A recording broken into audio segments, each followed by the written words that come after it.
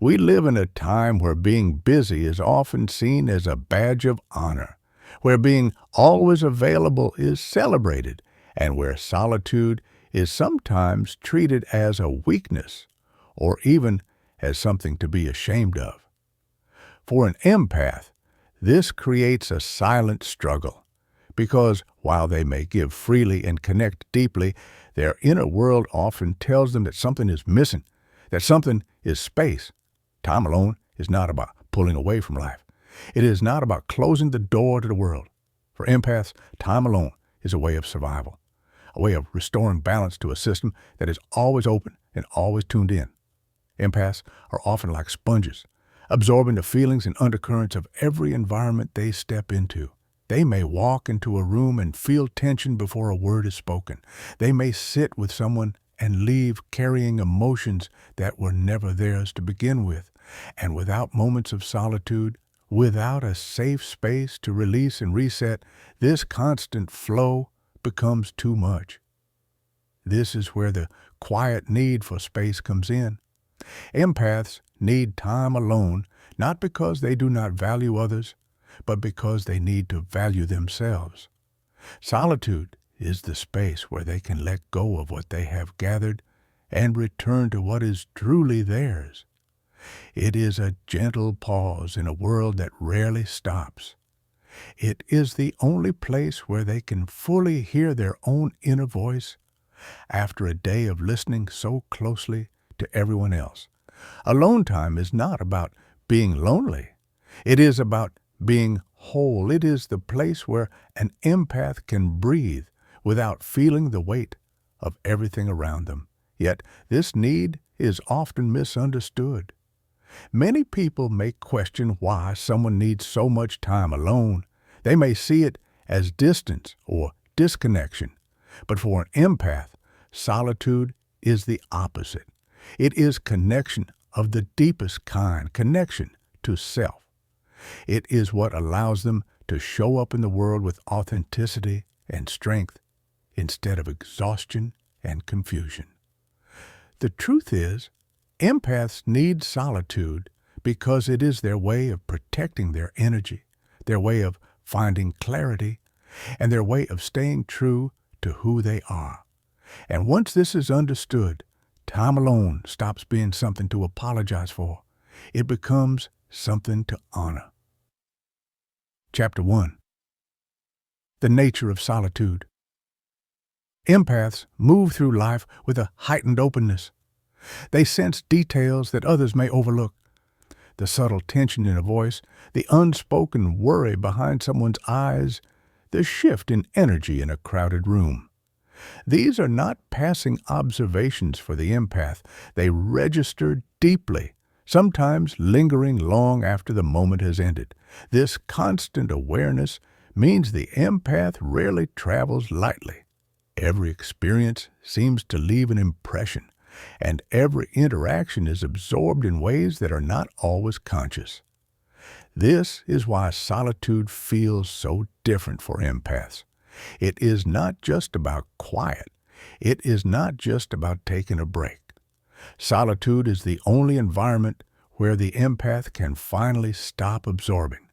It is the moment where the stream of impressions slows down, where the noise fades, and where they can begin to hear their own voice again. For many empaths, the experience of solitude feels like exhaling after holding one's breath for too long. It is the release of everything they have carried without realizing it. It is the gentle return to themselves after spending hours or days tuned into the world around them. This is what makes solitude so essential. Without it, the empath becomes blurred, unsure of where they end and where others begin. But with it, they remember. They remember that their own feelings, thoughts, and needs matter. They remember that they are not only here to hold what others feel, but also to care for what lives within themselves. Solitude allows them to distinguish between what is theirs and what is not. It gives them the clarity to say, "This belongs to me," and this does not. And it is important to note that solitude for empaths is not about rejection. It is not about pulling away from people or refusing connection. It is about creating balance. Because for every moment an empath spends giving, listening, and absorbing, they need a moment of quiet where they can simply be. Solitude is the equalizer. It is what restores what constant connection takes away. The nature of solitude for an empath is also deeply restorative. In stillness, their nervous system relaxes. In quiet, their thoughts untangle. In aloneness, they find space to process what has been taken in. And in this processing, they recover a sense of peace that the outside world rarely offers. Perhaps the most beautiful part of solitude for empaths is that it is where they find authenticity. In the absence of outside influence, they are able to feel the truth of who they are. They reconnect with their inner compass, the quiet knowing that gets drowned out when too many voices compete for attention. In solitude, they do not have to perform, respond, or adapt. They simply exist, fully and freely. Chapter 2. Why Empaths Become Drained. To understand why empaths so deeply need solitude, we first have to look closely at why they become drained in the first place. For an empath, life is rarely experienced in neutral tones. Each day brings a flood of impressions, feelings, and energies that settle inside them, often without their conscious choice. This constant openness is what makes empaths compassionate, attentive, and deeply aware. But it is also what makes them vulnerable to exhaustion that runs far deeper than ordinary tiredness. When an empath walks into a room, they often notice what others miss. The subtle tightening of someone's shoulders, the heaviness in their tone, the excitement hidden behind quick words, or even the silence that carries its own weight. These impressions are not small details for the empath. They land with force. They are absorbed, often stored in the body and mind long after the interaction ends. Imagine carrying your own emotions while also unknowingly holding pieces of everyone else's.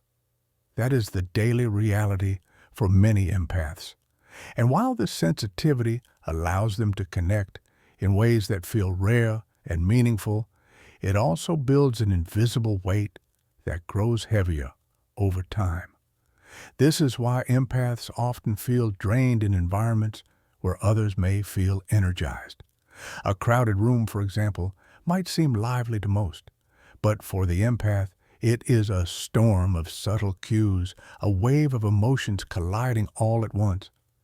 Even small exchanges can leave an imprint, because the empath is not just hearing words or watching expressions, they're feeling what lies beneath. The result is a kind of fatigue that is not only physical, but emotional and mental as well. It can feel like carrying too many layers, like wearing coats that belong to others while forgetting what it feels like to wear your own. Over time, the empath may feel restless, overwhelmed, or even confused by emotions that are not entirely their own. And it is not only the obvious emotions that drain an empath.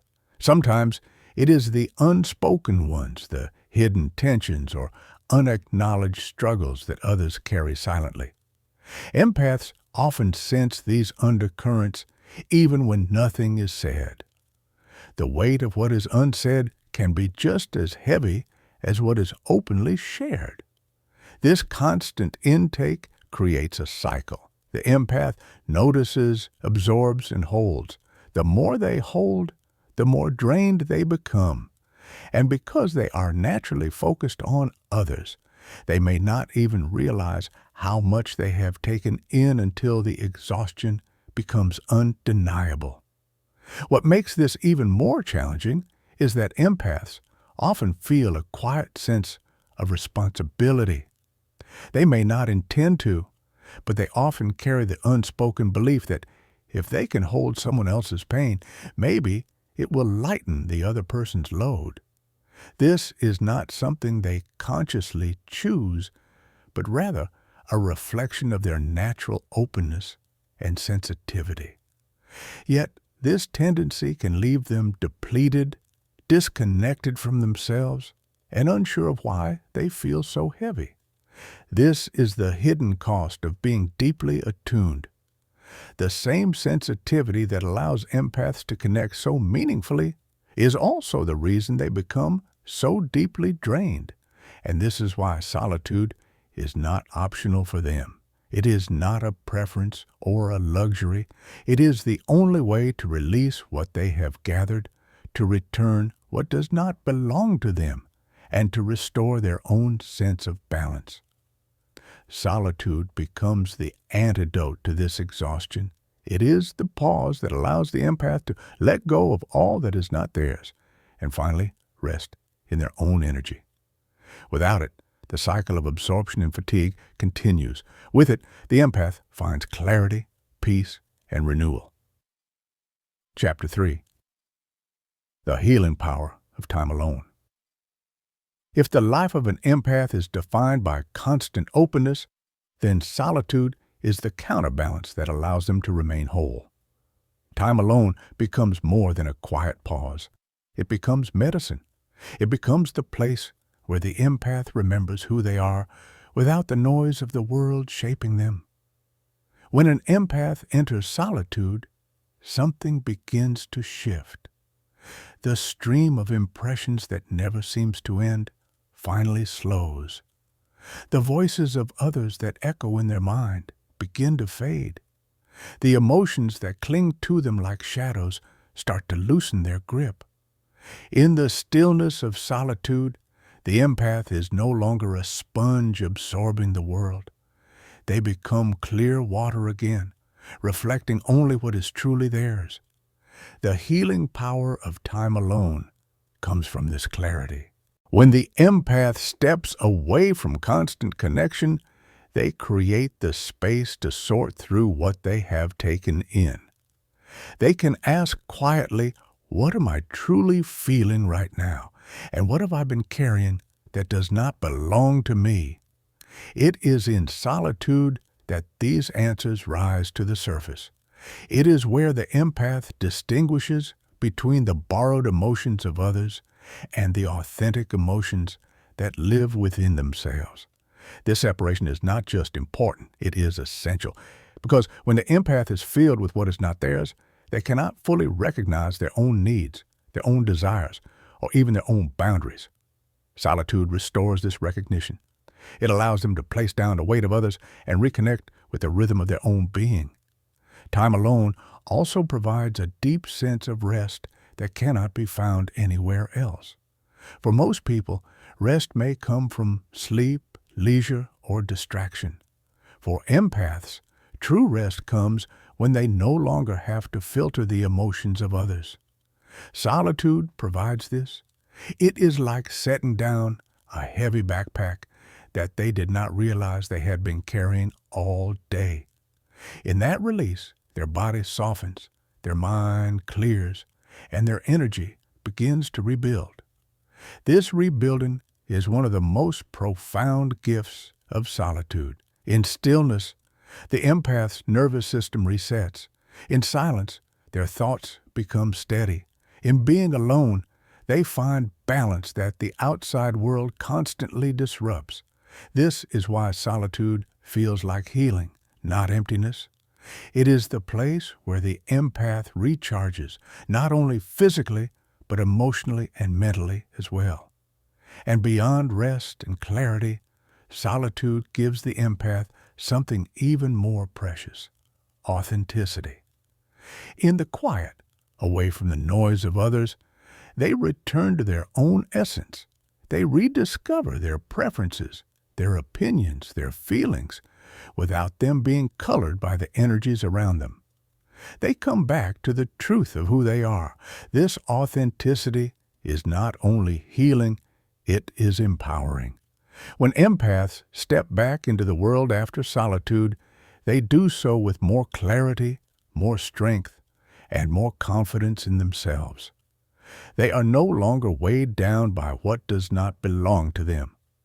They are lighter, more centered, and more resilient. The healing power of solitude is not about turning away from connection forever.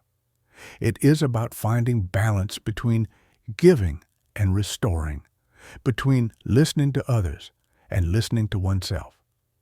It is about creating a rhythm of life where the empath can show up in the world without losing themselves in the process. Chapter 4. The difference between loneliness and solitude. One of the greatest misunderstandings about the empath's need for time alone is the assumption that solitude and loneliness are the same. To many people, the idea of being alone immediately calls up feelings of emptiness, of longing, of something missing. But for an empath, solitude does not carry this emptiness. Instead, it carries fullness. It carries restoration. It carries a quiet kind of richness that loneliness could never provide. Loneliness is heavy.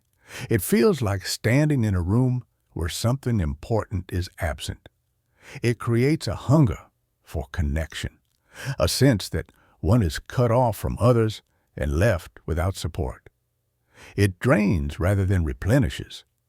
Solitude, on the other hand, is light. It feels like breathing deeply after holding your breath for too long. It is not a hunger, but a nourishment. It does not drain, it restores. For an empath, solitude is where they feel most at home in themselves. It is not a sign that they are disconnected from the world. In fact, it is what makes deeper connection possible. Because without solitude, their sensitivity becomes clouded and heavy. With solitude, their sensitivity feels clear, balanced, and strong. This difference matters because it reframes the way empaths and those around them view their need for space. To someone who equates alone time with loneliness, an empath's withdrawal may seem concerning, even unnecessary.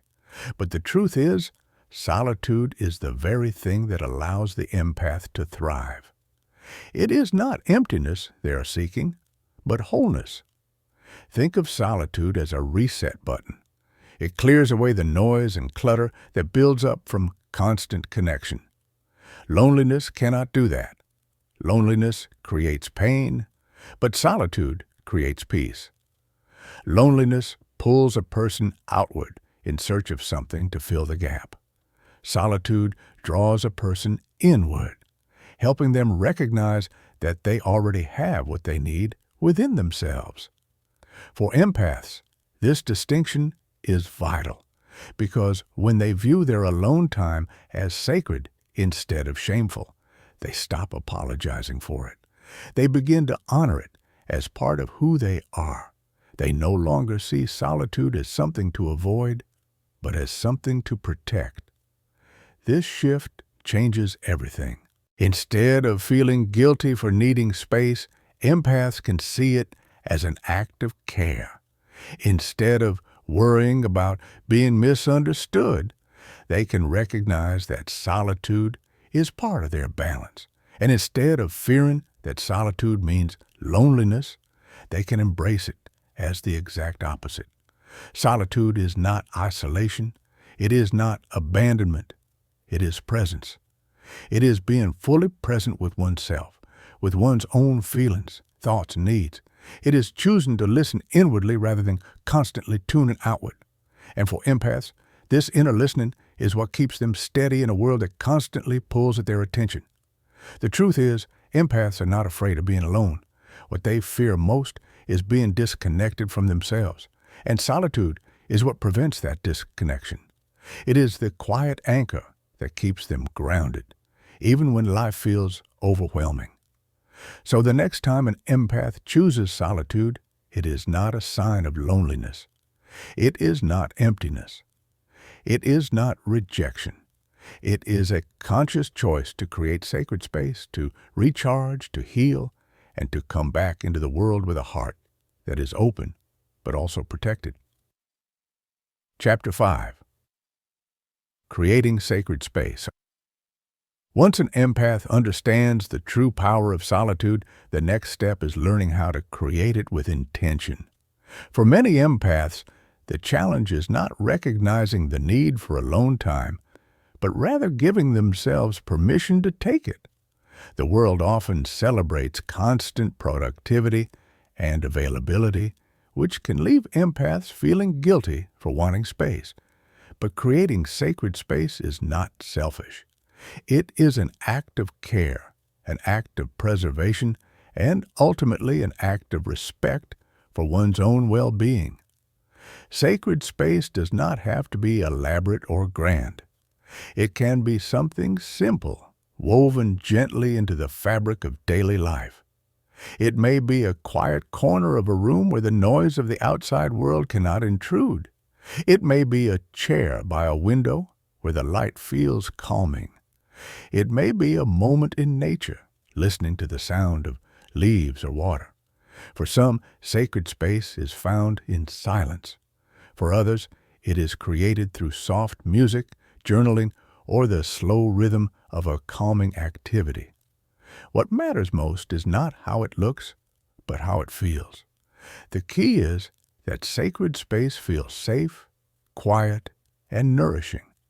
It is a place where the empath's nervous system can settle, where the constant intake of impressions slows down, and where the boundaries between self and others become clearer. In this space, the empath can gently let go of everything they have carried throughout the day. They can breathe without interruption. They can return to themselves fully. Sacred space also means creating boundaries around that time. An empath may need to learn that saying no is not rejection, but protection. They may need to practice turning off the constant stream of messages and allowing themselves to step away without guilt. Protecting alone time is not about excluding others, but about including oneself. It is about honoring that their needs are just as valid as the needs they so often tend to for others. It is also important to recognize that sacred space can be created in small ways, even when life feels full. A few moments of deep breathing before the day begins. A pause in the middle of the afternoon to step outside and feel fresh air. A ritual of quiet at the end of the evening, letting the weight of the day fall away. These small practices may seem insignificant, but for an empath, they can make all the difference. They are reminders that solitude is not always about hours of time, but about intention and presence. Creating sacred space also allows the empath to reframe their relationship with solitude. Instead of viewing it as withdrawal, they can begin to see it as nourishment.